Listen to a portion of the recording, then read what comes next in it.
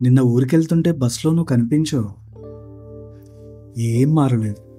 అదే గ్లో, అదే ఫిట్‌నెస్.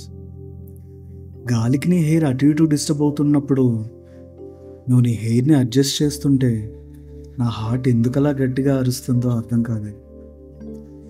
ప్రపంచంలో అందరూ కోరుకునేది ప్రశాంతత. దానికోసం కోటీశ్వరులు కూడా కష్టపడతారు. కానీ ఎందుకే నా మీద నీకు అంత ప్రేమ? నీ ముఖం చూస్తే చాలు, అడగకుండానే ప్రశాంతతని అలా ఇచ్చేస్తావు. నిన్నలా చూస్తూ దగ్గరకొచ్చి మాట్లాడాలనే విషయమే మర్చిపోయాను. ఆ మత్తులో నుండి బయటకొచ్చి నిన్ను పిలిచే లోపల నీ స్టాప్ వచ్చి నువ్వు దిగి వెళ్ళిపోయావు. నిన్ను ఫాలో చేయాలని నేను అనుకోలేదు. ఎందుకంటే నిన్ను ఇష్టంగా ఆరాధించాలనే నా ఉద్దేశం, కానీ వెంటపడి ఇబ్బంది పెట్టడం కాదు. ఏమో, టైం కలిసి వస్తే నువ్వే మాట కలుపుతావేమో.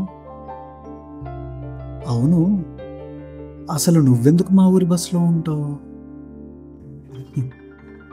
నీకు కొంచెం కూడా జాలి లేదే? ప్రపంచంలోని అందమంతా నీ దగ్గరే పెట్టుకుంటే మరి ఏ అందగత్తెని చూస్తే మాత్రం నీలాగే కనిపిస్తుంది కదా. ఎంత టార్చర్ చేస్తున్నావే. పోనీలే, కనీసం ప్రతి అందగత్తెలోనూ నిన్నే చూసుకునే అదృష్టాన్ని ఇచ్చావు.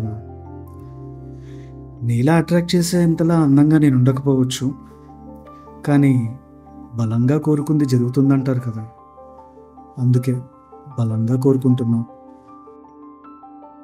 మన ఇద్దరం కలిసి కూర్చొని కబుర్లు చెప్పుకుంటూ కొన్ని జన్మల కాలం గడపాలని కొంచెం నువ్వు కూడా కోరుకోవచ్చు కదా.